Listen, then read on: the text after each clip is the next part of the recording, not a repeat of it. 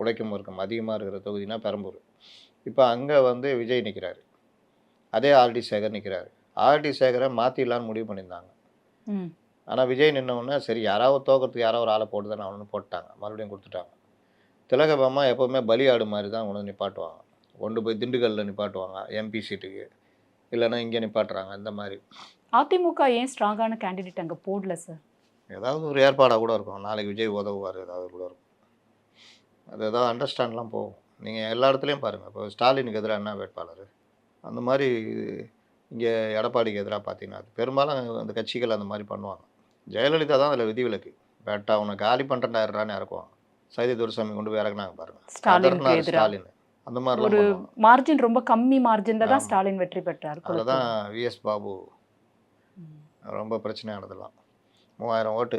அந்த ஓட்டு கூட நீங்கள் ஜெயிச்சதே இன்னை வரையும் கோர்ட்டில் கேஸ் இருக்குது.